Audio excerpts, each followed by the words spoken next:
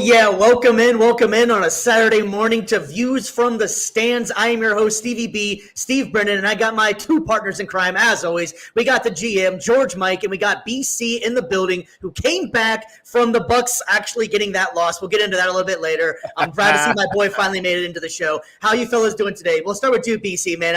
You had a birthday, and your boy's going to come through for you. How you feeling, man? I'm sad. Life is pain.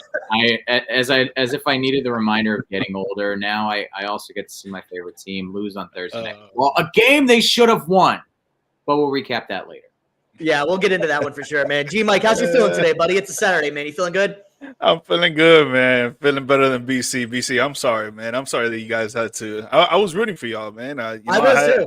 I had the Bucks plus 6.5. I thought they were gonna actually do it. They still hit that line, by the way. Yeah, I love it. But sorry, man. I'm gonna go cry in a corner real quick. Don't mind me. Sometimes we'll take a cry because we got a long show, man. We have a huge show going on today. We have some UFC picks. We got UCF Florida. We got some Week 5 picks. We got a debate we're gonna get into. Man, it's gonna be a fun show. We got some baseball stuff going on too, man. But before we get into all of that, we got to pay some bills. BC, why don't you go ahead and start us off, man? Let the people know about your company you got going on. All right. Well, hey, me and my wife, Desi, we got a small little business we got going on right now, branddesk.media. It's got all your photography needs for engagements, weddings. We just got done actually from a wedding last night. I had a great time. Shout out to the bride and groom. Congratulations to y'all. Enjoy the honeymoon. But yeah, just, if you or anybody has got that big question to pop and ask, or if anybody knows got that big day coming up, they're gonna say their I do's, just hit us up at branddesk.media. We got all your wedding and engagement photography and videography needs. There we go. And G Mike, man, you got something big going on too, man. Why don't you let people know? Yes, sir. Guys, I run a Telegram channel where we provide sports gambling slips daily. We charge $5 a month, but to get you anywhere from $10 to $50 to $100 a day. So if you guys are down for that, I put the link in the chat right there.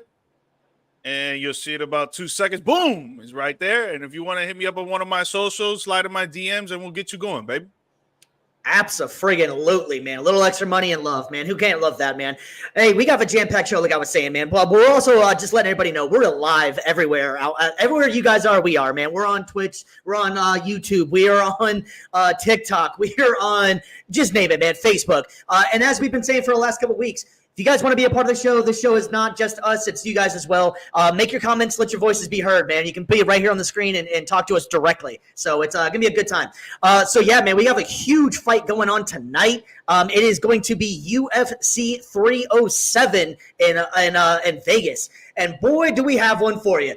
We got the champion. I'm going to try. I was practicing this earlier with George. It's Alex Pereira. Did I get that one right? I did pretty good. There you go. Right? Let that shit roll. Thank you. I was practicing. With facing off against Khalil Roundtree. And, man, this one has everything you could be hoping for. It is going to be electric. G-Mike, what's your thoughts on this fight, my man? Dude, man, Alex Pereira's just been on a freaking tear, bro. I don't think Chama's going to lose to anybody anytime soon, man. So I don't believe he will lose tonight. The odds for him winning, you'll see it on the graphic. It says minus 460, but it got moved up this morning to minus 500. So that means he's a huge favorite to win this fight. He'll probably win by a knockout, maybe in the second, third round, I'll say. Khalil, he's a good fighter, man. He's up and coming. I don't want to take a lot of credit away from him because he can do some work, but against a fighter like this, man, I don't think it's a good matchup for him. Yeah, they want to give him the chance for the title belt because, again, he's an up-and-coming fighter that looks really, really good, but Pereira's just been on the tear, bro. I don't think he loses, and I think the only person he might lose to if the fight ever happens would be John Jones. But other than that, he's winning again tonight. He's reclaiming the belt, defending the belt, and he's going home with a dub. BC, buddy, I totally agree. John Jones, that fight needs to happen. That'd be ridiculous, man. I hope that does finally happen. BC, man, what's your thoughts on this one, bro? I'm in agreement 100% with George and you. Number one, the John Jones fight does need to happen. That is something I think that UFC, gosh, they need to see it right there. Obviously, you got to make the weight classes work a little bit. Jones had that jump up to heavyweight, but that aside, yeah, you got a matchup basically of two strikers, two dudes that just love to stand and just love to throw fists, exchange hands, trade blows, and it's gonna be one of those fights that's gonna be very enjoyable. I think it's the kind of fight that a lot of casual UFC viewers love to see. Not a lot of ground and pound, I think, is going to happen in this one. And I got Pereira winning this one. He's in, obviously former middleweight champ, moved up to light heavyweight. He's just been dominant pretty much in almost every fight he's been in since the move up to light heavyweight. So I don't see this train stopping anytime soon. I got Pereira in this one. Yeah, I totally agree with what you're saying as well. It's going to be an absolute fight fan's dream right here. I don't think if they go to the ground, it's because someone's getting knocked out. I don't foresee this being any kind of submissions at all, because both these guys are just striking. And the way that I agree with what you guys are saying too. I think that Pereira is on just this heater that he can't get off. Man, it is just ridiculous the streak that he's on. I don't even know the last time he's even lost a round at this point. He is just fighting lights out, man. Actually, he's actually 82% of his fights all go to KOs. He's actually never had a submission in the UFC because he doesn't need to. They both are just major strikers. I think it'll be a fun watch. I just don't think that either one of these guys will take it to the ground at all. So yeah, I think that it's going to be one hell of a good time to watch, and any kind of fight fan is going to love it.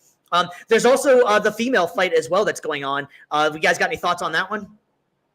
Man, I think it's going to be and Pennington.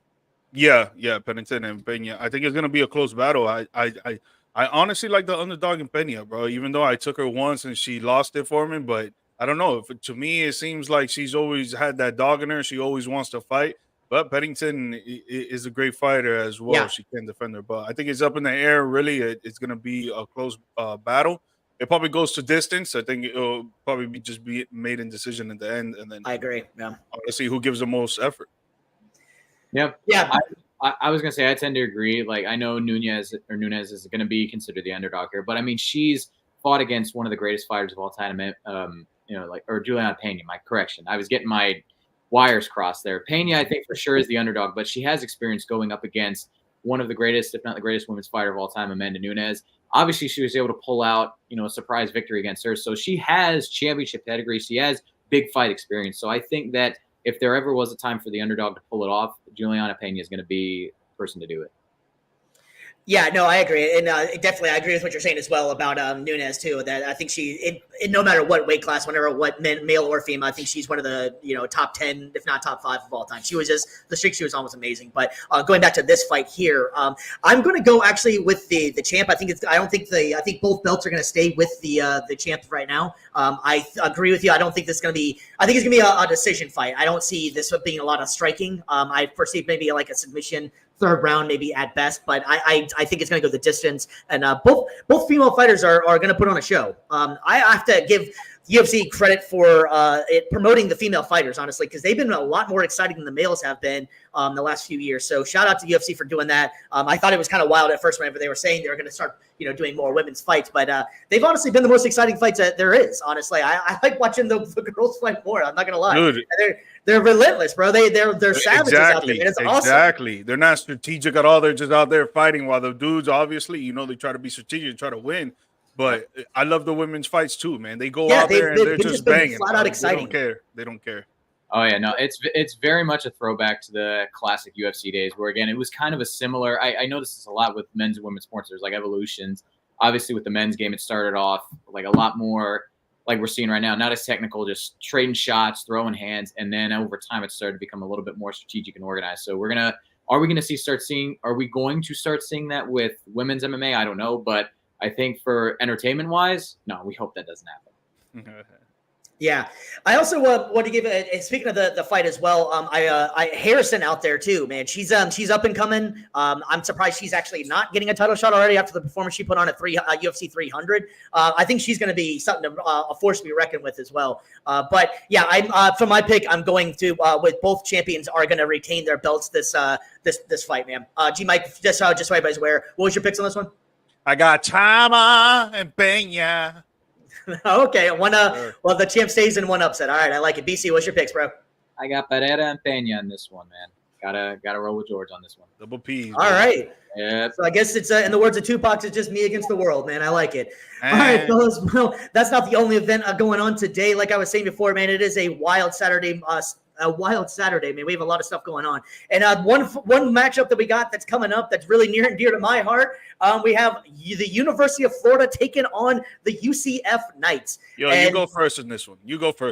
Okay, yeah, I have to. I actually, I'm a diehard Gators fan. I actually attended UCF for a little while, but they lost my transcripts, so I'm going Florida for sure in this one. So thanks for that from the UCF. But anyways, yeah, I think this one's going to be an interesting matchup.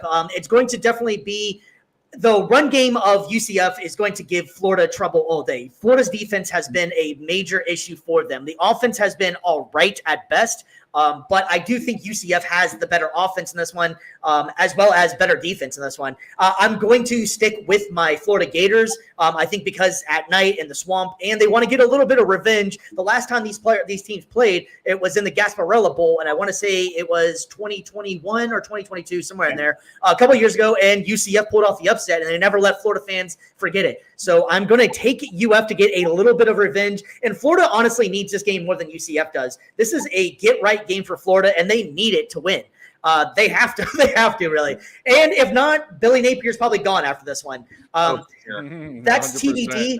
100%. I kind of like Napier. I know it's probably not the most loved comments from Gators fans that everybody wants him gone, but I kind of want to see him ride this out a little bit more. You got to give people some time. Mike, man, I'm off my soapbox, I guess. What's your thoughts, bro?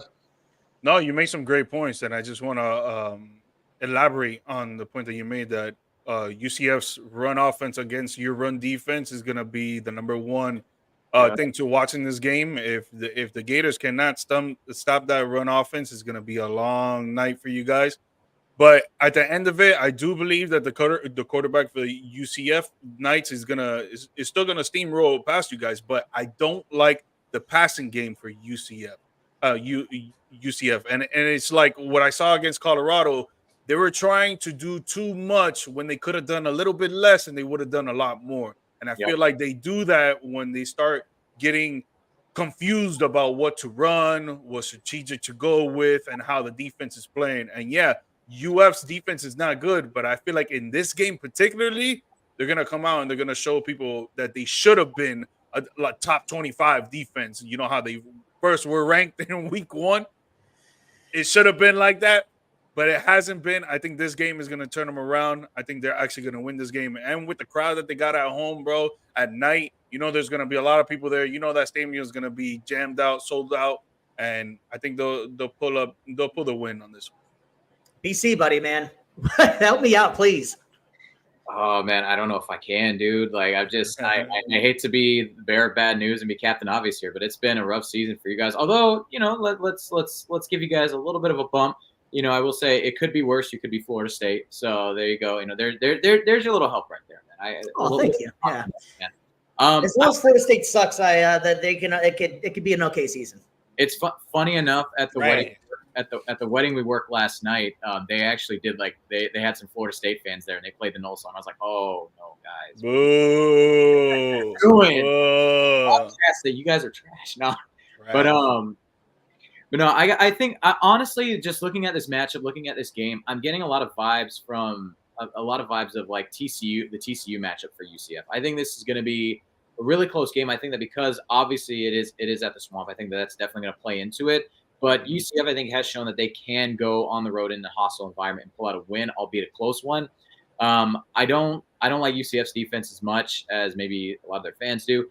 I like the run offense, like we've all been kind of talking about. I think that ultimately is going to be the deciding factor. It's going to be close. I think this one could be, one of those upper 20s, lower 30s kind of, mini shootout, close game by probably a score or less. But I've got UCF just barely eking out the win here in the Swamp. Let me see what the over is on this game, though. Yeah, well, they also they put it in at night as well, which I think that's kind of cool because at first they didn't have to schedule time. So I think they're expecting a quite a matchup, really, because they could have obviously been a 12 o'clock game and, not as much eyes on it. But I think it's really interesting what UCF brings to this one. And I don't know why they haven't been playing as well. UCF fans will say that UF has been scared of UCF because UCF has been the better team of the two in the last couple of years. UCF's been on a hell of a run, so you got to give credit where credit is due. They obviously they finally made it up into the Big 12, so that's good for UCF. I can't hate on them at all. I'm really happy for them as a school and getting only bigger and bigger and getting better recruits. I think Gus Malzahn's done a hell of a job coaching up UCF from coming over from Auburn. They finally got a big time coach in there. Florida, you can say what you want about the coach. I like Napier, like I said before. What's you guys' thoughts? You guys think this is it for him or what?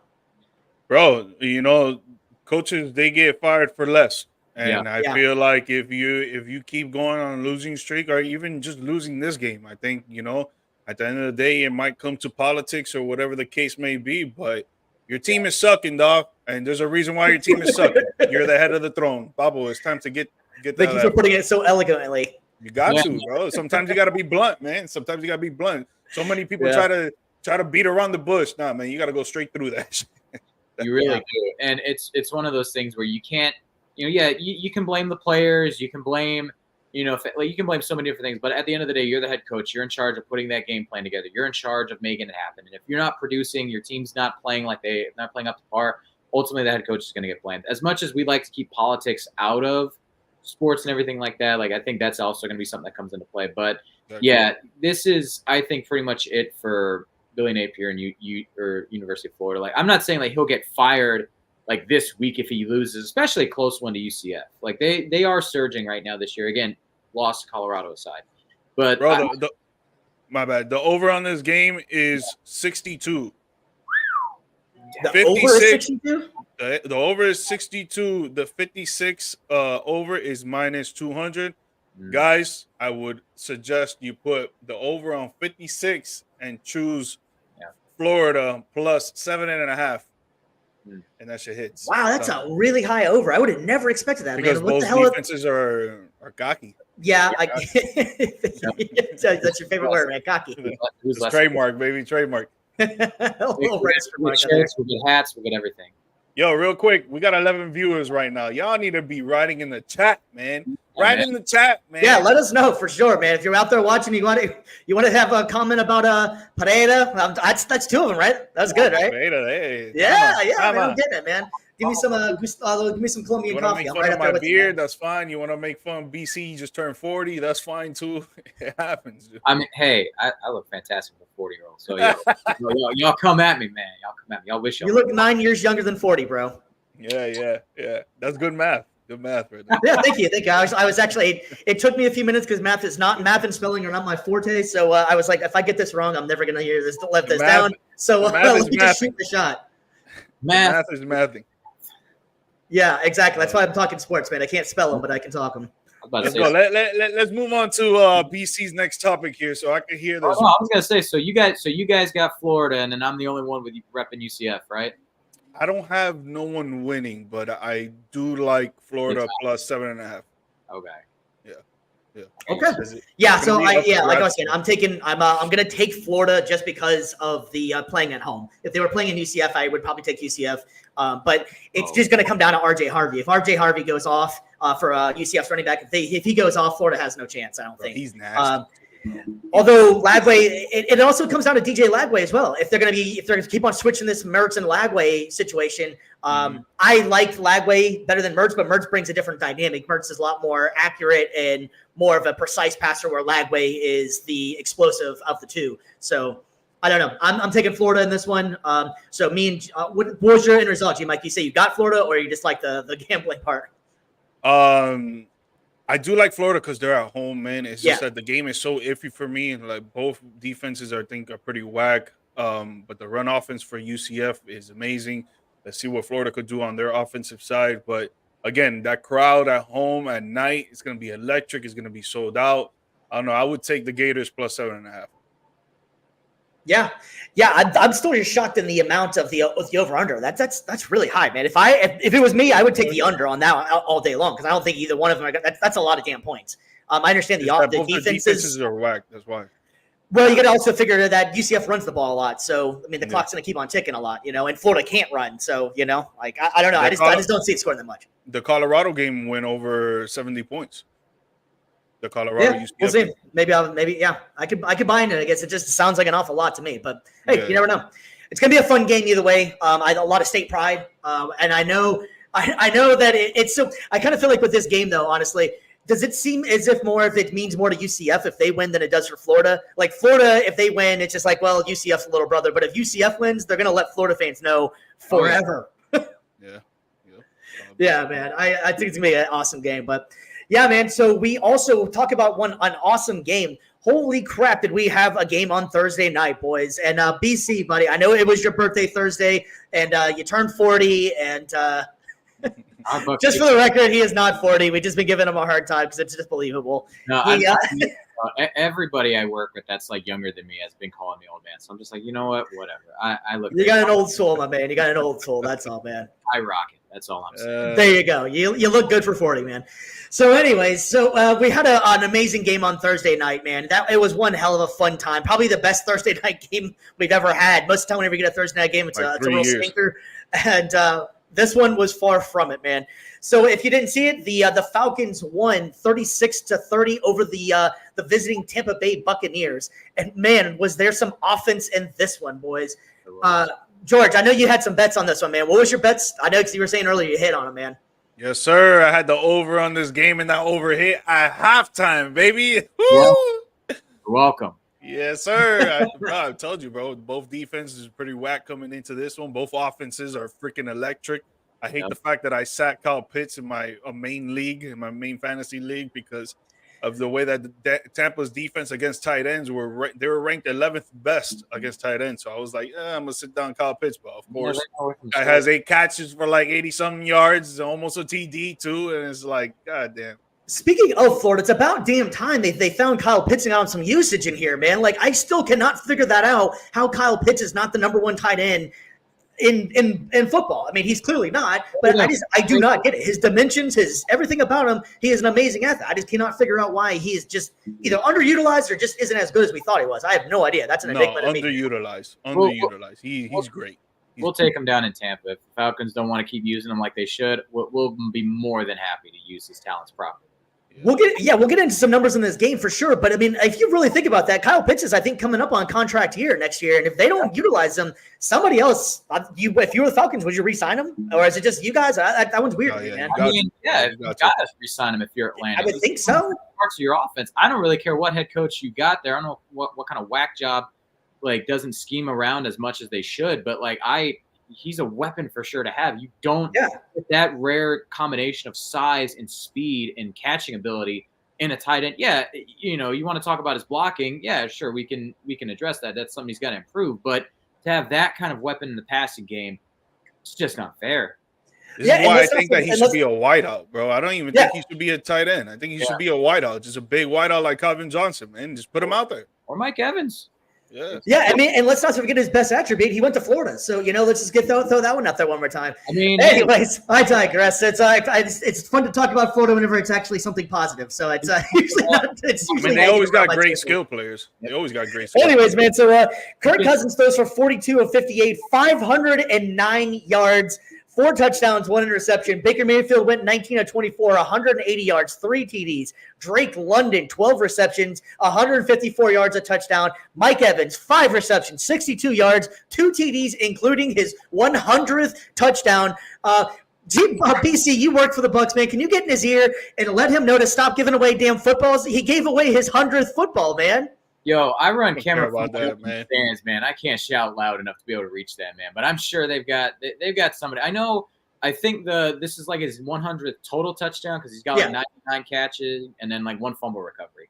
But yeah, I think they said that the one that he's really got his eyes on right now is the 100th receiving touchdown. I heard that too. Yeah, but. Yeah, that is just funny though. He's giving away historical balls. He did that with the. Wow, that sounded funny. Anyways, he's given away a lot of. No diddy. Yeah, exactly. Disclaimer. But anyways, yeah. So he's given away a lot of important footballs. Let's give a little big PC and not for PC. So he's given away a lot of important historical footballs. Honestly, he did the Brady one. He's done his. So yeah, if he should probably think about that a little bit more. But Mike Evans being a good dude, he's always got the ball back and done something cool for the fan or something too. Mike Evans is a good dude. He's a man of the people. What can we say? He loves 100%. He is one of the most pro Tampa like Bucks players I think I've ever seen. He loves the community, always does so much for the area with charity. Like that's why Mike Evans is probably one of the most beloved, most popular team players in franchise history. Just such a good dude. But go ahead, buddy. I know you got it in you, man. What you got? There's a lot to vent about in this game, and I mean, I'll start at we talked about the defense as being cocky with trademark that shit. we talk about those defenses being bad. This Bucks defense tonight, that's cocky right there, man. Like big time. Like Kirk Cousins, I'm gonna tip the hat. Like Kirk Cousins played a great game tonight. Like I was talking so much trash about him. He played a great game. The Bucks defense did not do their part though. Like if they really wanted to win this game, yeah, people will point to, well, they got 4 sacks in that game. Yeah.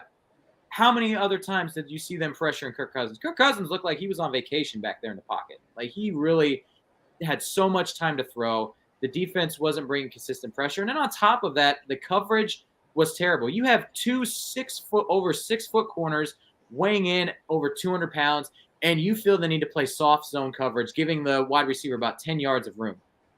Man coverage the whole night. I'm pressing Drake London. I'm pressing Kyle Pitts. Another thing, why are you having KJ Britt back in coverage on Kyle Pitts?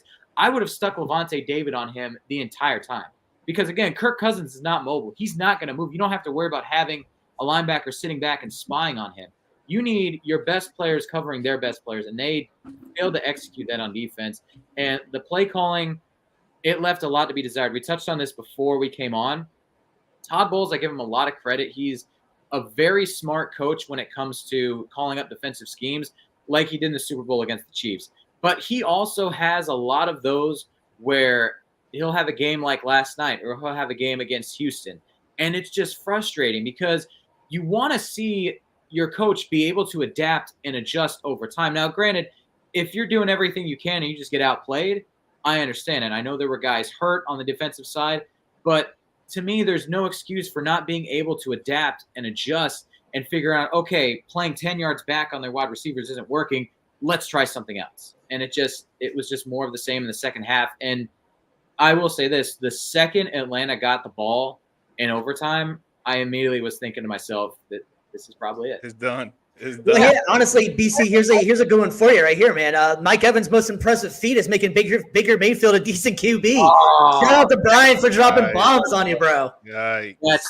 Yeah, Baker Mayfield, decent QB, even though he's having one of his best seasons this year again. So that aside, like, no, just piling on him, man. Just piling on him, man. My poor guy. He was having a good first half, and then that second half, I don't know what happened.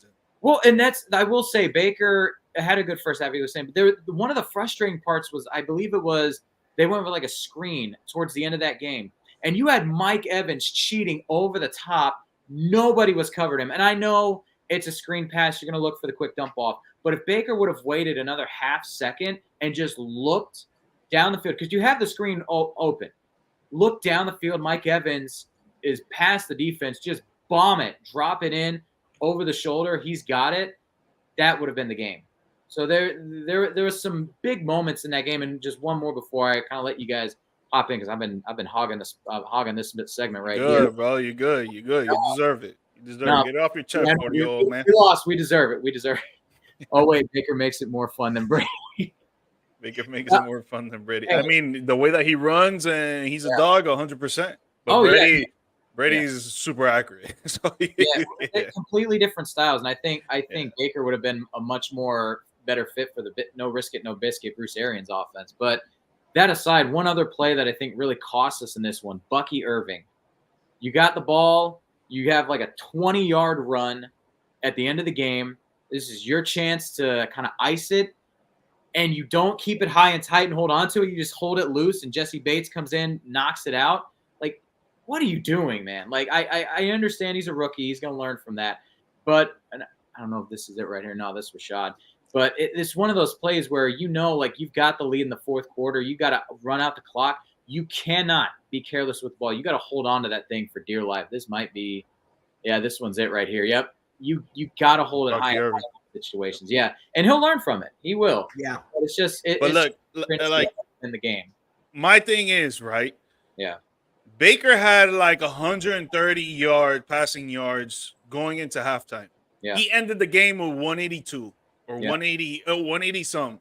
Yeah. Why is it that coaches want to change up a whole game plan going into the second half when it's already working? When it's not working, of course, you got to change. You got to do some coaching adjustments because that's how you win. That's how you win games in professional sports.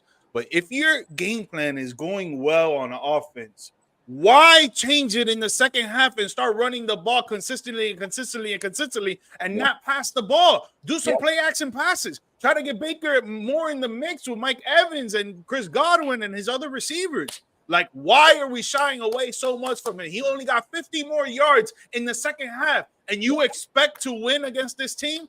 Bro, the Buccaneers would have won by a touchdown and a field goal if they would have kept passing the ball, man. Like, I don't understand the ignorance that these coaches have when it comes to like sometimes you don't have to be fucking complicated. You got to be just simple and just vibe and chill and let the game go. Yep, I agree. It's because they're trying to play not to lose. That's the thing. Exactly. When you play not to lose, you end up losing. Yeah. That's what fucking happens. And that's the thing that's frustrating, again, with the defensive coverage. They're playing back so far, and it's like, my guy, I know they have great weapons on offense, but you can play man-to-man sometimes and take a chance on these dudes. You can pass the ball. It's working for you. Just keep doing it. Exactly. If it's the fourth quarter and you're up by like 2 or 3 scores and you just want to keep running it, okay. If it's like 7 minutes left, fine. But if you're in the third quarter and you're already going to the conservative running play calling, like, dude, can't do that. He had going into halftime, he had right there, Steve just showed it, that he finished with 19 of 24 pass attempts, completions and pass attempts. I'm talking about Baker Mayfield. At halftime, he had, I think it was 17 attempts. How do you go from 17 to 24 in a whole half? Yep. Like, it should have been double that. Just like Kirk Cousins over here, 42 of 58. This guy almost broke his arm throwing the fucking ball. And that's the thing that's frustrating with Todd Bowles, is that a lot of times he can dial it up and be really aggressive on defense, but then when it comes to offense, like him and his coaching staff, they just have this mentality of, all right, let's just run the clock out.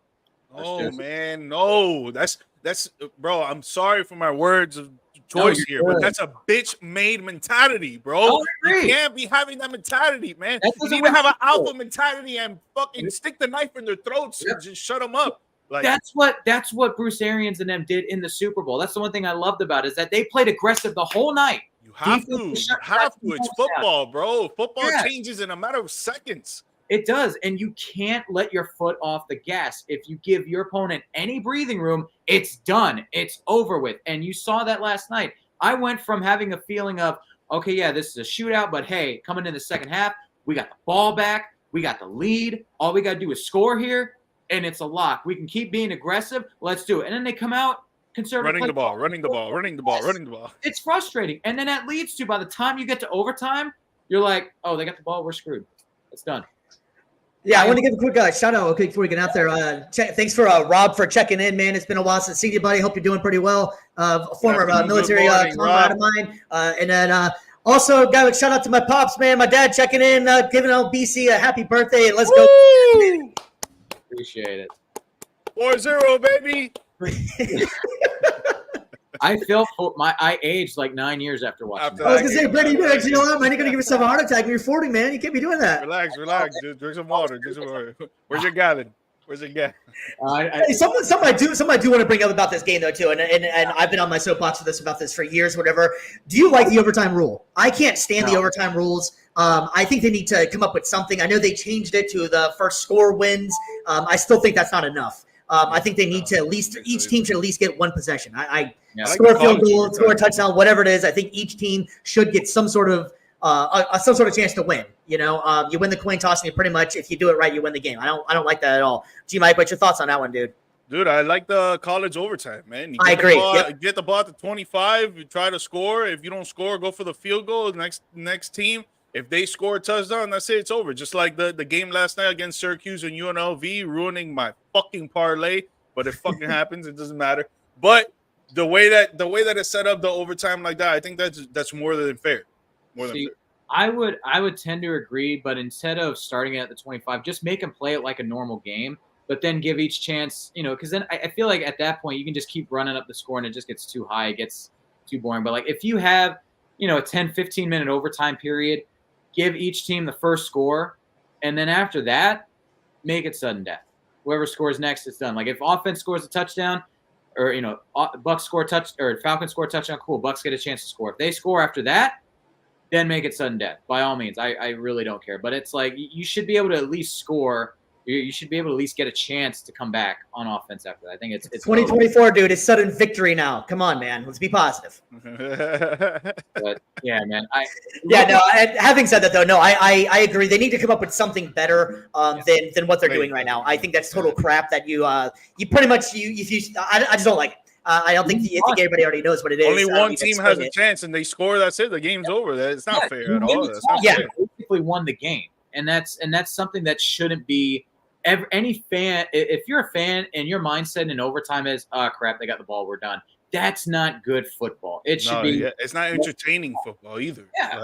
Right, in a league that loves scoring, that changes every rule to add scoring. Now is your opportunity to add more scoring. I just think I think it's a bad move. I think they need to change that and change it now. Because this game, who didn't want more of this game? This game was exciting as hell. Exactly. I would have liked to have seen Baker come back and try to be like, all right, we've been going conservative this second half. Yeah. Let's dial it back up and see what this aggressive Liam Cohen offense can do instead of being hamstrung by Todd Bowles. Or just keep running the ball.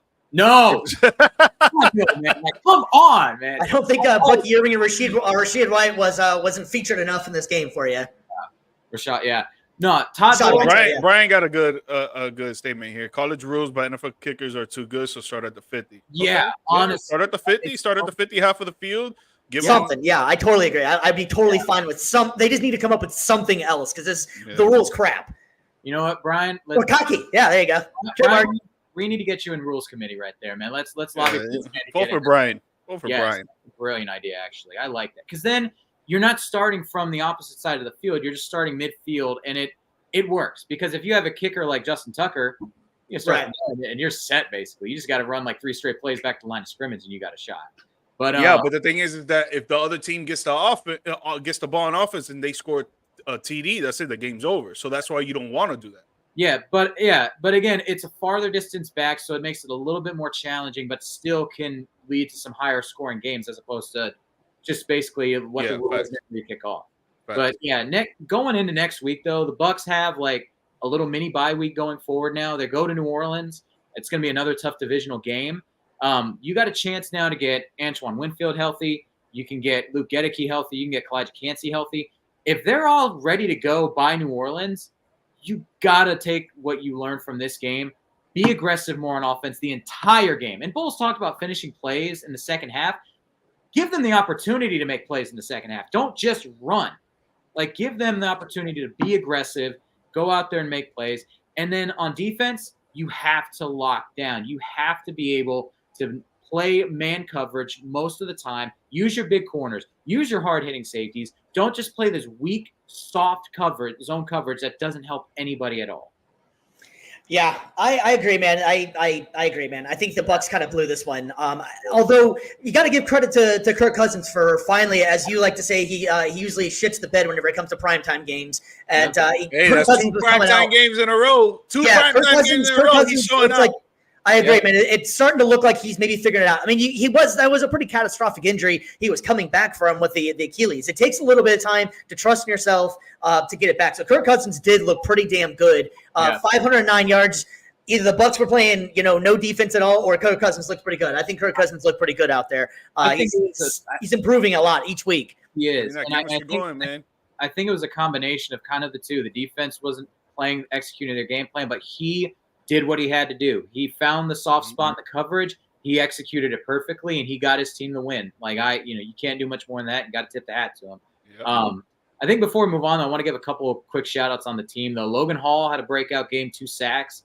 That was something I've been waiting to see from him for a while. And then also too, Sean Tucker on special teams, 2 or 3 kick returns going like 30+ yards. I think finally, kick returning wise, I think Bucks need to lean more towards Sean Tucker. That was a good game from him. Yeah. I feel bad for the Bucs that this one had to lose this one because it was extremely exciting and a lot of fun. So great game. Hopefully Thursday night. Maybe that's the new form that they're going to start actually playing some good Thursday night football games. But yeah, unfortunately for the Bucs, they didn't pull this one out. But I think this is going to be a fun division to watch now. We'll see what the Saints are going to start doing. They're playing the Saints next, like you were saying.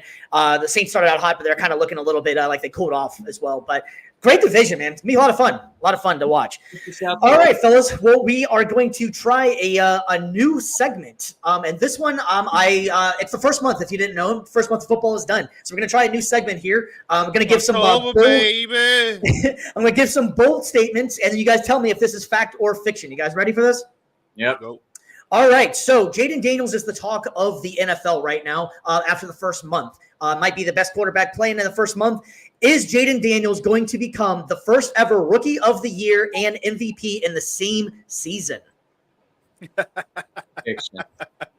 Fiction, dog. There's no way that they're gonna let that man get the MVP. Yeah, I'll tell you right now, whose MVP is Josh Allen, boy. He's we all know that was my MVP pick. So yeah, it was, and right now you are in the lead horse of being correct, but there's still a lot of football left, but I do feel that Josh Allen right now he's at the forefront, 100%. Yeah, and as great as Jaden Daniels is playing right now, there's a reason why no rookie has won the MVP in the same season, but.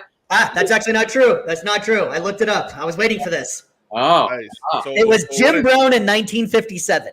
Oh, man. Jim Brown, baby. Jim Brown. Back right there, man. But that being said, even if he doesn't pull off that feat, still, he is having one of the best rookie seasons so far. Yeah. And honestly, if he keeps this up and he leads his team to the playoffs, if he's able to put up historic rookie numbers, I think he'll take that to start a career. I think Rookie of the Year is a shoe-in at this point. Unless he catastrophically falls apart, I think Rookie of the Year is almost a guarantee at this point. I can't think of any other rookies that are even coming close to doing it. It's only week 5, dog. It's only week 5. There's no guarantees yet. Yeah, the first month for sure. That's why I'm saying. That's why it's a fun little conversation here. But I think as of right now, the first month of the season is done. This guy, I think, is hands down the best rookie going right now in the league. Disagree or agree? No, I agree. Yeah, I think so too. So to put it to the show, I think he has the chance. If he continues this streak that he's on, he has the chance. Is it going to happen? Most likely not. So I will give it a fiction, a little bit of both. How about that? I'll go in the middle if I can on this one. I got 2 fictions on that one. All right, so that's first one down. All right, guys. So the next one is going to be, like I was saying, this is all based off of the first month of the season. The Steelers, are they officially the best defense in the league after they just lost to the Colts? They did play some mediocre teams to start the season, and including the Falcons when they were trying to figure everything out. Is the Steelers still the best defense in the league? Go fiction. I want to see. Fiction, okay. I want to see more out of them. Before I'm ready to crown them. It's just one of those things, like you said, they've been playing kind of mediocre teams like Atlanta trying to figure it out. I want to see more out of them before I'm ready to be like, all right, Steel Curtain's back. Yeah, I do like the Steelers' defense. I think their rush defense is incredibly insane. Their pass defense is pretty good as well. But right now, what I love to watch on the defensive side of the ball is the Minnesota Vikings, man. Like, they have improved like a mother effort, man. And it just look like they're not shying away, bro. I mean, they're one of the undefeated teams right now. I know their offense has been playing up to par and even past that, but their defense has been showing out a lot. They've played against some good quarterbacks, some good offenses, and they've been shutting them down. Yep. Yeah, I'm tending to agree that I think that I'm going to call this one fiction as well. I don't think I tend to lead toward maybe the Vikings being the best. Packers got some great defense too, man, actually. But I'm going to lead that this one is fiction as well, that the Steelers don't have the best defense anymore. I think if Joe Flacco puts the numbers that he did off the bench against them, then I think that just shows it right there. So I think they are a damn good defense. It's not a take that they suck or anything like that, so don't take it the wrong way. But having said that, I think they would just took advantage of some bad teams to start off the season. So yeah. Well, and that's the difference between them and Minnesota, is that Minnesota is doing this against proven teams, whereas Pittsburgh, it's been kind of sus. So we just need to see more from them, and we'll go from there. Pittsburgh did it against the Broncos, did it against the Colts. Vikings have done it against the Packers, the Niners. Dude. Some different talent right there. There's levels to this. There's levels. Not saying that the Steelers can't do that for these teams as well, Yeah. but we just haven't seen it yet. And what we have seen is the Vikings dominating on the defensive side against very high, powerful offenses. So it's like considering what you got to give them the crown right now. Yeah, and considering what they've lost too, like that's just amazing what they've been able to pull off this year on defense.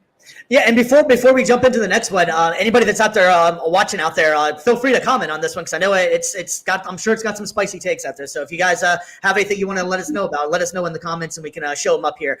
So our last one, the Jacksonville Jaguars are a mess. As a Colts fan, it brings me more joy than probably FSU losing, not being good. He's but been waiting for this. Having said that, the Jags are the only winless team. What's that? Let me see the vein in your neck. Say it. Yeah, Jaguars exactly. suck. yeah, it feels good to say that. But the Jacksonville Jaguars are the only winless team in the league right now. They are 0-4. So my question to you guys, does Doug Peterson survive the season? Is for the fact of fiction, is Jacksonville the worst team in the league? Yeah, fact. They are the worst team in the league.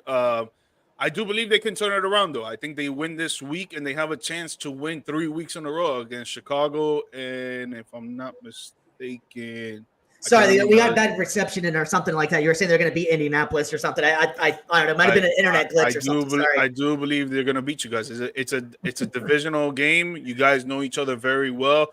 They're at home. They've been on a horrible streak, but I think it ends tomorrow against you guys. Sorry about that. Yeah, I don't know. It's wild, man. I got to get a hold of Bright House because all I'm hearing is bullshit through the internet. It's weird. I can't figure it out. I don't know. I'll take care of that on my end, though. Don't worry about that. Yeah, so honestly, though, I mean, as far as Doug Peterson goes, Doug Peterson did win the Super Bowl in Philly. He is a good coach, but is he the right coach for Jacksonville? And is this more of a Lawrence issue? I can't figure out with the Jaguars. The Jaguars, on paper, shouldn't be this bad. And they did play Houston Texans. They blew that game. They should have won that one. They blew the game against the Dolphins. So I can't really figure out if the Jags are just not equipped to be winners or what's going on with them out there. But I can't figure it out. But do you guys think Peterson survives the season? I mean, if they keep playing the way they do, no. But if they find some way to turn it around, and if they can maybe get to 500 or something, then yeah, I could see him still surviving one more year. But do you, Mike? Yeah. I think that all depends on tomorrow if they win and how these next 3 weeks go when they go to London and all that. I think once they come back from London, if they're not playing up to par how they're supposed to be, I think he can get fired before the trade deadline. Yeah. Yeah, no, and I think it sums it up perfect here from Brandon is the Jags are frail, man. There's no dogs on that team. And I completely agree. I completely agree with that one, man. Right now they have a chance. They could have been 3-1 if you really look at the stats and how the games have been going. They could have been 3-1 right now, man. It's just they have so many inconsistencies with their offense, with their defense, and their special teams. They do good one play, and they do bad two. They do good 3 plays, and they do bad 1. And it's just like it's just been a roller coaster ride of that. And if you have that whole time in each and every game, it's gonna be hard for you to win, bro. Just as a bonus question here, really, I think, and speaking of the coaches on here, who do you think makes it throughout the season? Is it Nick Sirianni and the Eagles? Because that talk is every week, and the Eagles don't look. The Eagles look. I don't know. They don't on paper again, just like the Jags. They have everything on paper that they need to be a winner, and both teams just look like they are not in sync and not struggling. So who gets fired first, or do they both make it, Peterson or Sirianni? I think they both make it. I think they both. You think they both get fired? No, that they both make it throughout the season. We're not going to speak on next season. That's just too far ahead. But I think they both make it throughout the season. I think the Eagles make the playoffs. I don't think the Jags do. But if I would have to pick one that's going to get fired, I would say Doug Peterson because I don't think they would fire Nick Sirianni with the success he's had in the past years. Yeah, he's been on a full slump, but their defense got rearranged throughout the offseason. They lost one of their best offensive linemen, even though their offensive line is still top 5 in the league right now. And they're without their star receiver, A.J. Brown, for 2 weeks already, and it's probably going to be another 2 weeks that he's not going to come back. Yeah. DC? I was going to say, I would tend to agree. If there's going to be one, it's going to be Doug just because of how bleak the Jaguar situation would be if they lose again. And then, like you said, there's a little bit more reasons you could point to for Philly struggling, being out 2 of their top receivers, and then also to like losing one of their offensive linemen for a time. How funny would it be though to see Doug Peterson get fired and then Nick Sirianni gets fired and then Doug Peterson goes back to Philly? And they switch roles. They switch teams. Thanks for Brady for checking in again here, man. Just letting us know that the Jags coaches are definitely on the hot seat, man. See, I'm going to go a different direction. I think it's Sirianni, and I think it's Sirianni pretty fast, to be honest with you.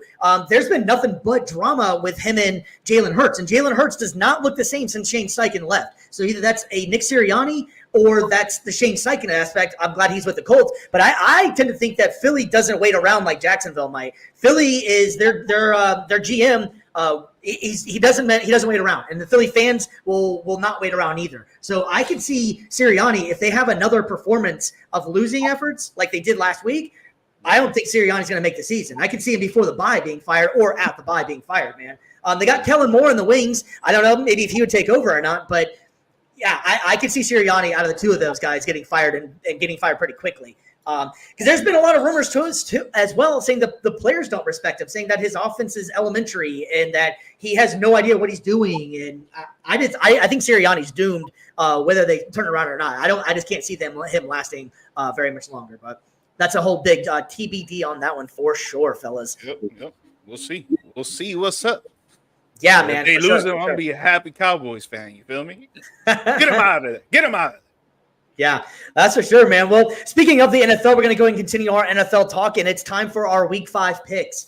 We obviously have the first one already in the books here, where we had the Bucks and the Falcons. I'm going to go ahead and take the Falcons in this one, if you guys didn't know, but just so we can see. I'm going to take it over. I think I got a good chance. I don't know. We'll see. I love the receipts from Peace on the Streets, man. If I'm going down, you're coming with me. Yeah, I know. I did. I did pick the Bucks. It's the right. Was the only one that gets. You know what this reminds me of? What? Yeah. Oh wow! Yeah, I had to go back to the U, of course, bruh. Because if you didn't know, it's all about the U. You feel me? All right, fellas, well, let's go ahead and get this one started, man. We got the Bills and the Texans. This one should be a pretty cool game, man. I'm going to actually take the Bills in this one. I agree. I think that the momentum they have, I think Josh Allen's MVP season just continues. I know bit of a hitch last week with Baltimore, but I think that he picks it right back up, and I think that he ends up showing up the young gun, C.J. Stroud at Houston. So when I do these picks, ladies and gentlemen, I do them for the sports gamblers out there. By the way, I run a Telegram channel. If you want to go and join it, $5 a month, we get you more you love that. You know what I'm saying? So I do this for the sports gamblers out there. So with this game, I would tell you right now to stay away from. It's going to be a tight game. I really don't know who would win this game. Both offenses are great. Both defenses are great. The only thing is that Buffalo will not have Von Miller. He would be out for this game. Yeah, got suspended. Yep. So that might be a little discredit towards that Buffalo defense. But again, I think this game is up for grabs. But if I would have to pick, I'll pick the Texans. 2 Bills and the Texans. All right, cool. All right, so we're moving on to the Ravens and the Bengals in an AFC North matchup here. If you look at the Ravens after last week, man, they made a hell of an improvement. But I'm going to take the Bengals in this one because I also picked the Bengals to win the division. I think that Joe Burrow is finally getting into stride, and I think that offense is going to give them a nightmare. Although the Baltimore defense, you never sleep on them. I'm going to take the Bengals at home in this one. BC? I got Baltimore again in this one. Last week was just a precursor. This week, they're going to go full-blown curb stomping Cincinnati into the ground. I don't blame anybody for taking Baltimore in that one for sure. I could definitely see that. Yeah, I got Baltimore for sure. They win by -10.5, so that means by 11 points. And Derrick Henry's going to score again, ladies and gentlemen. Yeah. He's going to get another touchdown in this game. How good is that looking now that they got Derrick Henry, man? And honestly, I feel like, and I've said this in the past before, I feel like Derrick Henry looks so perfect in that Baltimore uniform. Like, he should have been his entire career there. Like, he just reminds me of a Baltimore player there, man. He just looks awesome in the uniform, but god damn, that guy is good, man. Like, he's getting older too, and the guy just doesn't stop, man. He just makes everybody else look small. Well, and from a scheme fit as well, it's the perfect fit for him. They have probably one of the best, if not the best, running offenses in the league. One of the best running schemes, and you pair that with a quarterback that's as fast as Lamar Jackson. Like, yeah, we do, BG. Yeah, we do. Yes, we do. All right, fellas, we're moving on to the Cleveland Browns and the Washington Commanders. And I'm the only reason I would be watching this game for anything would be to see Jaden Daniels continue his historic Rookie of the Year and MVP season. I'm just kidding. No, but Jaden Daniels is a must watch right now, man. He's playing lights out, and it's just the efficiency that he's playing, man. I love watching him out there, man. He looks really good. So I'm going to take the Commanders because the Browns are just an absolute mess. Surprise, surprise. Yep.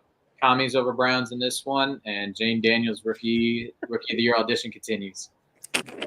It is what it is, man. They're the ones that picked the name. They had to have known that was going to be a name they're going with. What, they want to go back to the Hogs? Like, no, you're the commies. Go back to the Redskins, man. Go back to the Redskins, bro. Show some freaking incitement towards these Indian Americans, man. Come on. They're the commies. They're the Reds. That's their name. That's just the Reds. This is another game that I will stay away from because the Browns secondary is fantastic. Their run defense is pretty great as well, but the Commanders offense is looking really good with the rookie sensation Jaden Daniels, so you can't shy away from that. The only thing is that Brian Robinson Jr., he will not play this game. He has a knee injury that they're looking over and evaluating, so Austin Eckler is probably going to be the RB1 there, or Luke McCaffrey, well, whichever way they plan to go. But this is another game I would not bet on, but if I would have to pick, I'm gonna pick the Browns. Maybe the Deshaun Watson can finally wake up, or not. Maybe they get him some low key massages so he can wake up. Give him the Diddy treatment. Look at our bootleg Jay Glazer down there dropping all kinds of information here on injury reports, man. I like it. I give a shout out to McNichols, man. McNichols was G Mike Schefter. What's that? Call me G Mike Schefter. Yeah, there you go, G. Schefter. Anyways, yeah, man. McNichols looked pretty good up there too for the Commanders last week too. So yeah. All right, yeah. So we're moving on here to the Raiders and the Broncos, which somebody's got to score, I guess, to win, or they could end in a tie in this one. Who the hell knows? Both offenses don't look that great. I'm gonna go with the Broncos just because that defense is pretty legit. Tank Bowl. I got Broncos as well. I think that the Raiders are just doing everything they can to shoot themselves in the foot, especially with the Devontae Adams trade rumors. So I feel like Broncos, this will be exactly what they need to pull off an upset win. Yeah, I think the Broncos take it for sure. I don't think they win by so much. Maybe a field goal. I'll tell you, the under on this game looks very juicy. I don't think there's going to be a lot of scoring in this game. And they got Gardner Minshew to just throw one TD. So I'm taking that for sure. Interesting, yeah. So we talked about it on Peace on the Streets Radio on Wednesday nights. Shout out to Peace on the Streets if you guys want some more of our content. We also do a radio show on Wednesday nights on iHeartRadio in Orlando. So she plugged there. But anyways, we did talk about Devontae Adams trade rumors. We got to kind of maybe address it one more time because Devontae Adams has made it a mysterious cryptic tweet. Picture of Edgar Allan Poe. Maybe that could be the Ravens. You want me to explain it to you? Oh, that's right. I wanted to explain it to you guys.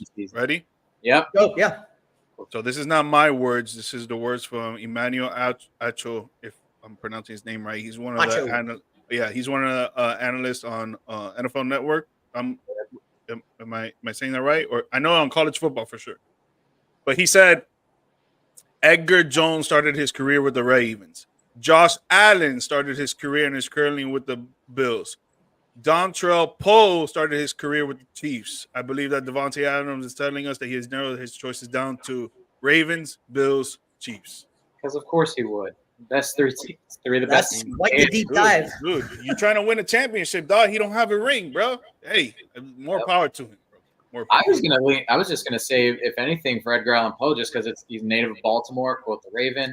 Right, exactly. Quote the Raven, nevermore. That's kind of that's how I took it. The biggest problem I think is going to be the compensation that the Raiders want back. I don't know. Like, what are you getting in return from Baltimore that the Raiders are excited about? You're not getting Mark Andrews or Isaiah Likely because they already have Brock Bowers and. They drafted a rookie last year as well. I can't remember Michael Mann, I think it was, or whatever his name was. Forgive me, I was drawing a blank. Anyways, you have two good tight ends. Zay Flowers maybe, but why would you give up your younger receiver? I just don't know what they would give up. Maybe something off of defense, but I don't know what the Ravens would give up for the compensation. And that's where the biggest problem is. Oh yeah. Second round pick for sure. With yeah, I could see getting rid of the second round pick. That's fine, but I just don't know what they would give back in compensation because that's what they want as well from Baltimore. And if you don't want to give up if you're Baltimore, you don't want to give up something because they are in that championship window and have a legitimate chance to win. So I can't see them giving up something of relevant value right now. Okay, real quick because you brought it up. Would you trade Zay Flowers for Devontae Adams and a second round pick? Yeah, I would do. I would say yes, but then you have to also understand. I think the biggest problem would be is that Flowers is young and Devontae Adams. But you're trying to win now. You're trying to win now. You're not trying to win later. Okay, then if you're looking at it like that, yeah. And Derrick Henry too. Derrick Henry is already what, 28, 29, 30? Correct. Yeah. Whenever I think it's 30 or 31. But yeah, if you put it in that aspect, if you're just in the win now mode, 100% you do that every day. Yeah. But if you're looking for long term, that would make me a little bit. I don't know. It's not the fact of Zay Flowers is even on the level of Devontae Adams. It's more of just the longevity of it because you're gonna have to restructure Devontae Adams' contract, and he's gonna cost you a lot. So it's a rental for a few receivers games. In the draft. So yeah, I think you do it. Yeah, that's what you got to look at. This team. Again, when you got Derrick Henry, you entered win now mode. So it's at this point you're trying to do everything you can to win a title now. Don't really, a lot of people would shy away from it. Oh, you're mortgaging your future on there. But it's like, when is this team going to be? When is the iron going to be hotter for this team to win? Kansas City, they're undefeated, but they're not. They don't look as unbeatable necessarily. Bills are hot. This seems like the best time I think for Baltimore to go all in and try to get Devontae Adams. Right now, I just read the Steelers are planning to make an aggressive offer for Devontae Adams. You're going to trade Russell Wilson. They should trade Russell Wilson. I mean, honestly, that could actually work. Raiders. Miami, dude. Trade. Yeah, if he has any say so, I can't see him wanting to go to Pittsburgh. Just nothing against Pittsburgh or anything like that. I just don't think that they're.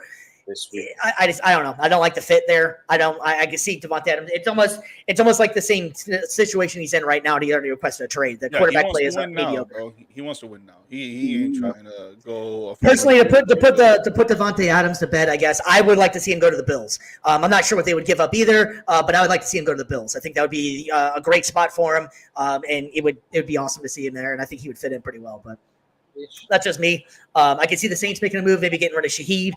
And a second round pick, maybe even throwing Chris Olave. I don't know if they would go that route, but anyways. Oh no, hell no. They won't give. So Flowers. We'll get rid of Flowers. We're not getting rid of Olave. That's the line. I think Olave's better in my opinion. Bro. He's better in my opinion. Yeah, and they're both. Yeah, it's one young asset. It's one young asset for another, but I'd rather take the young asset that is proven to be the better player. I feel more comfortable holding on to that asset than Zay Flowers. Exactly. I'll give up to Zay Flowers anytime. Yeah. All right. Well, we got the next game we got up here is Green Bay at the Rams. I think Green Bay wins in a landslide. Go Green Bay. Go Pack. Go. Wow. Go Pack. Go. Wow. I mean, with the injuries and everything. Yeah, Rams are just too hurt right now. Yep. Yes. I mean, but this is another game that I'm gonna stay away from. I'm not really gonna touch up on it, but. I do like if Cooper Kupp was there, Puka Nakua was there. I think that offense is freaking electric, and with Matthew Stafford at the throne, and the way that Jordan Love is playing right now, don't get me wrong, he's gross, but it's for some reason they have some unlucky streak with him right now, and they're 0-2 with him, and they're 2-0 with Malik Willis. So it's like, does it end? Does it end now? No, I think Love was just coming back from a knee injury, man. He ended up having a pretty decent game still, too, man. That's what I'm saying. He still played good, but they have an unlucky. There's something unlucky going on. Yeah, what I'm saying. Yeah, it's just it's. Hopefully, it ends. Yeah. Well, lads, it's time to head out to London. So if anybody's out there, just so they remember, the London series starts this week. So tomorrow, 9:30 a.m. in the East. I told you I'm not good at math, so whatever the hell it is on the West, you guys figure that one out. So we got the Jets and the Vikings. I think the Vikings are going to win this one, man. I think the Vikings continue to stay undefeated, and they are looking pretty damn good. Yeah, I would tend to agree. Their defense. I mean, obviously, Aaron Rodgers knows the Vikings so well, but I think that just the way their defense has been playing this year, I think that they're going to do enough to keep Aaron Rodgers, pretty frustrated throughout most of the game, and then the offense is going to do just enough to pull out the win on a neutral site. There's so See, many Mike? games this week that I'm just staying away from. Like when it comes to gambling itself, I think this is another game that's going to be like up for grabs. Like I don't really know who's going to really take it. Both defenses are great.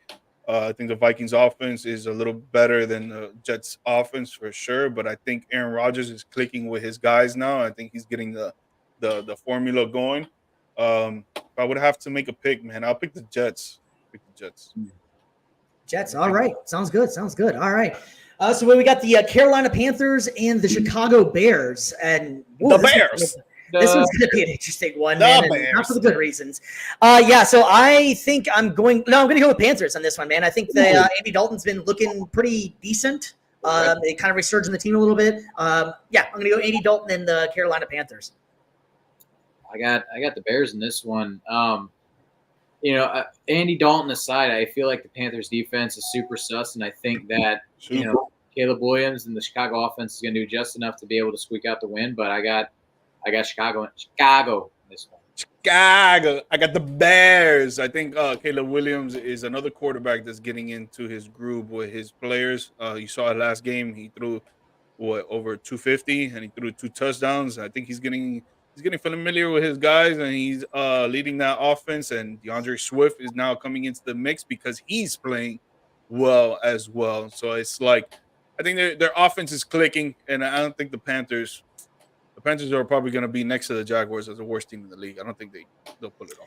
Yeah. Next up, we got the Miami Dolphins and the New England Patriots. And man, this one's not going to be an offensive juggernaut. I can tell you that one. Take the under, baby. Take the under. Yeah, take the way under. Take the way under in this one. Yeah, so I don't know. This one's really tough to say, man. The Patriots are pretty bad, and the Dolphins offense just can't figure anything out right now. I do think that they get it right, though. I'm going to take the Dolphins, and I'm scared in this one as well. I'm going to take the Dolphins. Hey, never doubt a former Pro Bowler. Tyler Huntley, he's that guy to figure it out this week. I got him throwing for 400 yards, 4 times. No, I'm just not that much. But I think that he'll figure something out. I think that they'll do just enough. It's going to be a little bit like Panthers and Bears. It's just another tank bowl kind of game. I think that Dolphins are going to be able to close this one out in a close victory. I got the Patriots, man. I got the Patriots at home. They always play good at home. Right now, with the scrutiny that they're under, there's a lot of fire going on in the locker room. I've read a couple of things of players fighting with each other. The mutiny thing. Yeah. So I think it's gonna all come down to this game right here, and they're gonna try to flip things around. Even though I don't think they're gonna have a good season, I think they will flip it on this game, though. I think they'll win this game. But take the under, baby. I don't think there's going to be a lot of scoring. I would say anywhere from 45 under in that. Speaking of that mutiny thing, the person who released that also came out to this morning before we went live and said that he over-exaggerated that one quite a bit. Now, that might have been also been New England. Sure. That might have been New England being like, what the hell are you doing kind of thing. Yeah, sure. But, yeah, so he did come out and say he exaggerated a little bit, but I don't think that changes the fact that they're so bad. But all right, so the Jags and the Colts, man, everybody's excited about this one. So I'm going to take Indy in this one. I think Jacksonville is just kind of a mess right now. I know they always play each other really tough, and Jacksonville normally seems like they get the better hand of them lately. But I am going to stick with my INDY Colts, man.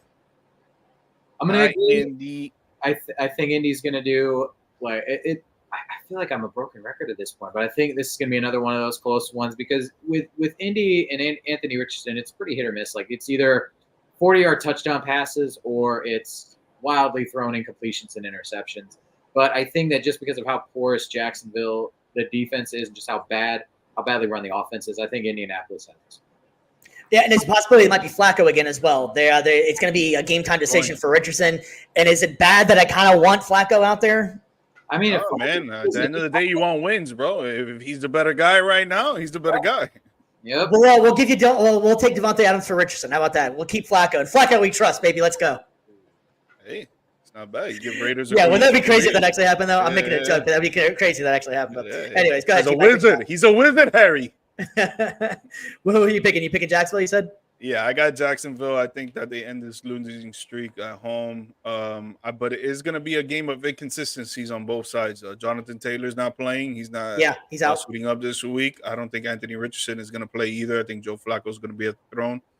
There's not going to be a lot. I don't think it's going to be a high scoring game either, just because the Jags can't seem to get any red zone scoring happening. Their third down conversions is at an all time low. They're like the 5th worst team in the league when it comes to third downs, and I don't see a lot of excitement in this game like I see it in your eyes, Steve. But again, I'm gonna take the Jags because I don't think they'll go 0-5. I think Man, I again really they gotta get should this be damn 3-1 internet fixed, right man. now. They should I be gotta get this damn 3-1. internet fixed, man. That's the second time I've heard positive Jags news, man. It's Bright House issues, man. I tell you what. Anyways, yeah, man. Watch out for a big game from Josh Downs. I think if Flacco plays, watch out for a big game from Josh Downs. I think he's going to be a big wide receiver coming up. Obviously, got Pittman out there too, but I think a big game from Josh Downs. All right, so we got the Arizona Cardinals and the San Francisco 49ers. Always a great divisional matchup. I think the 49ers take this one pretty handedly. Niners. Arizona scores. It seems like they can maybe if they can get their offense going, they have some potential, but not enough to win. San Francisco wins pretty handily. Yeah, I think regardless of how San Francisco plays, I think it's one of those games where it's a lock for them. Bang, bang, Niner gang. Yeah, Niners win by 14. Yeah, I could buy that. All right, so we're moving on to the Giants and the Seahawks, man. The Seahawks, man, what a game Monday night was, too. That was an awesome game. I'm taking the Seahawks, and the Seahawks are impressive. The defense needs to step up a little bit more, but Geno Smith and them boys are looking pretty good, man, actually. I like them. What you got, BC? And I got Geno Smith in Seattle as well. They're playing really good football. So again, against Danny Derps and the Giants, like this is like this matchup, man. Seriously, like I what do you want me to say? Like the Giants are going to actually have a great football game? No, it's going to be Seahawks all day. Yeah, I think Seahawks will win it for sure. And Kenneth Walker will get another rushing touchdown. Ooh, man, he looked good. Put that in the parlay, baby. Put that in the parlay, and Seahawks win. Trust. And we got the Sunday night game, a classic game here, man. The Cowboys and the Steelers. I'm going to take the Steelers at home over the Cowboys. I don't know. The Cowboys just seem like they're up and down, and I like the Steelers defense. Maybe Prescott throws an interception or something like that. And JJ Watt is that dude, if they will. So what you got, BC?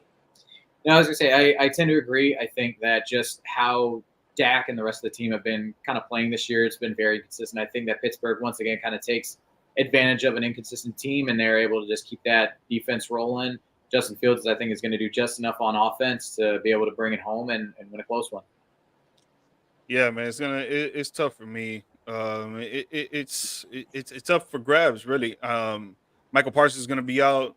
DeMarcus Lawrence is going to be out. So those are two key defensive players that we really need. And Darren Bland is out too, but he's been out since the beginning of the season. So that's no surprise.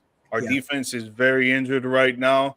Our offense, we cannot get the running game going for shit. So it's only been our pass offense that has been doing work. And against defense like this, it's going to be very hard to score points.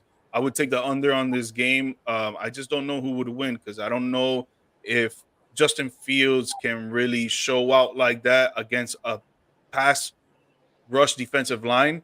But our secondary is pretty damn trash. So who knows? Who knows? Yeah, I had to pick. I'm always gonna go with the boys. I'm always there you go. Boys, you got to, man. You got to. And our final game, the Monday night game, which could be kind of exciting here. We got the New Orleans Saints going up against the Kansas City Chiefs. I feel like the Kansas City Chiefs are just going to keep staying undefeated here, and they'll get this win. I think it'll be a high-scoring game, and I think the Kansas City defense is going to shut down Derek Carr. Yep.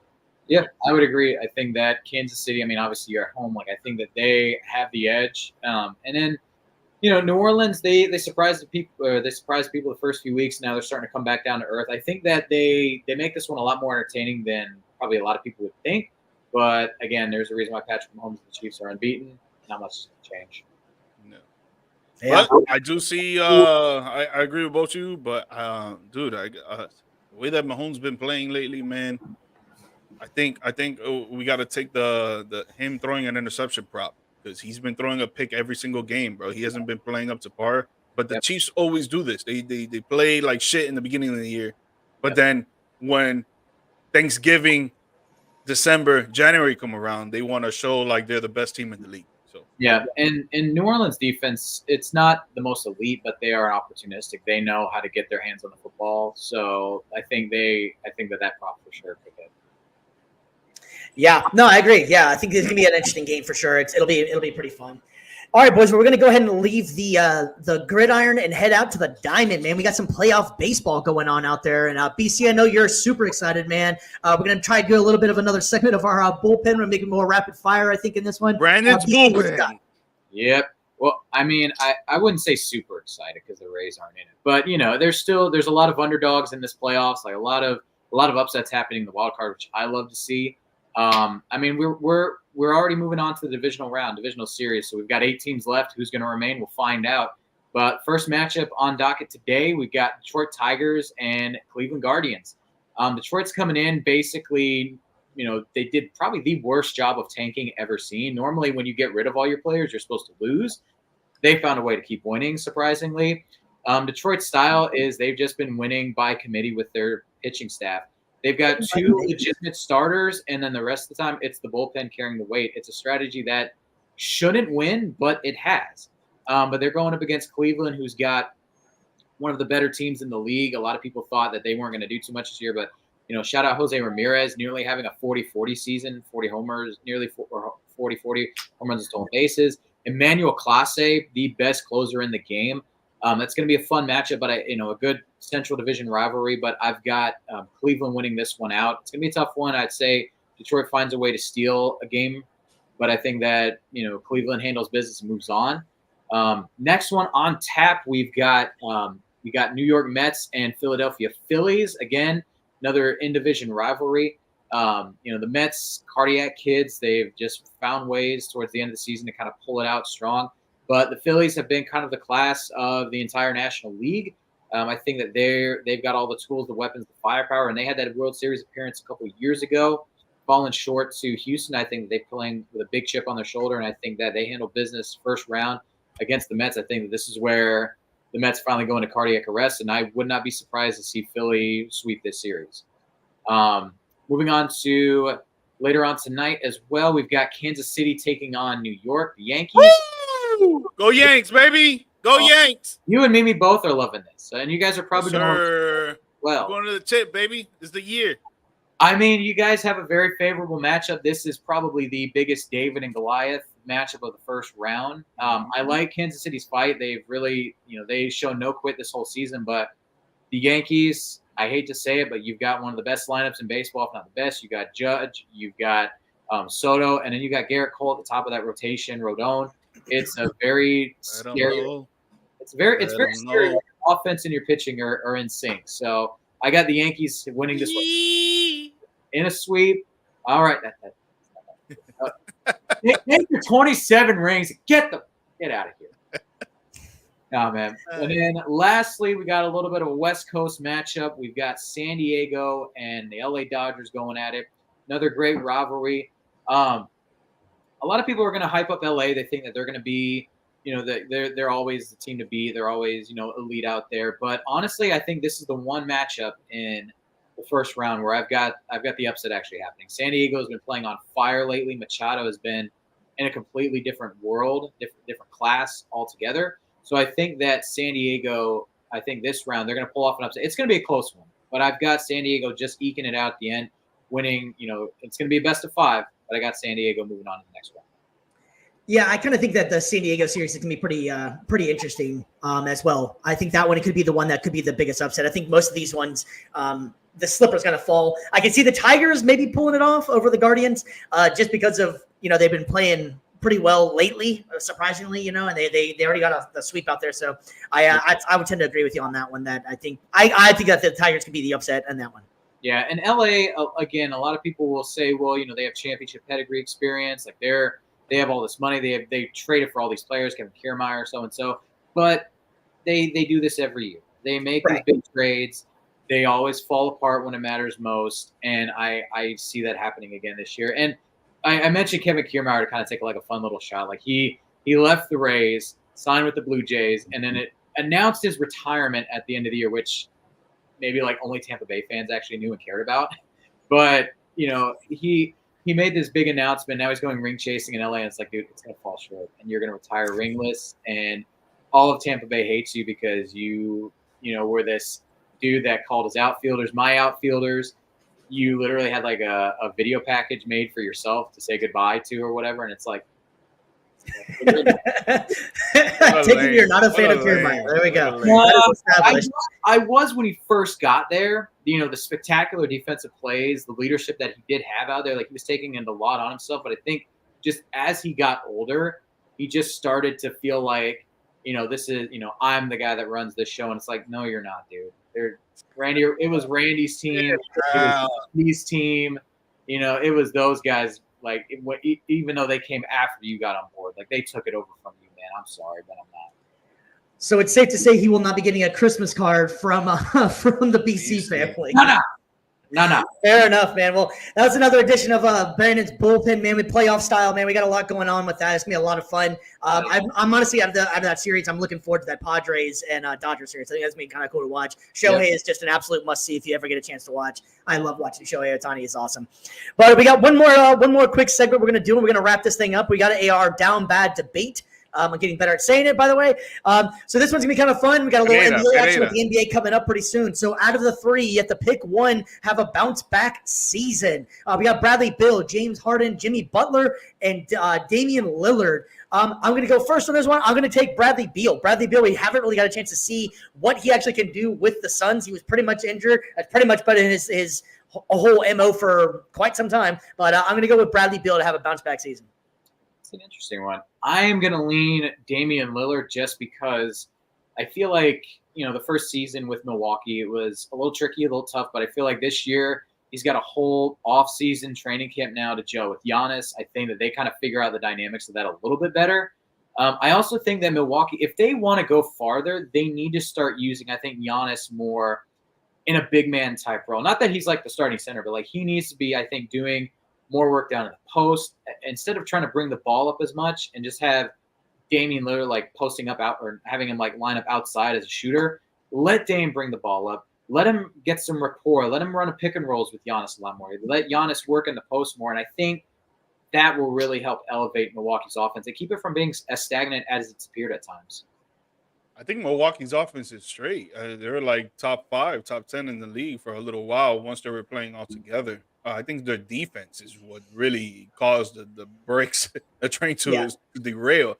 Like losing Drew Holiday, losing I forgot who else, but the main piece is Drew Holiday because he was playing the perimeter against these top point guards and top shooting guards that were actually out there making points. So I think their defense is what is missing. But for me, you know, I got to go with the hometown, baby. You know, I got to go with Jimmy, dog. He on a contract year. He talked to Pat Riley. Pat Riley tried him in the middle, in the media, in front of everybody. He's like, man, you got to come back strong.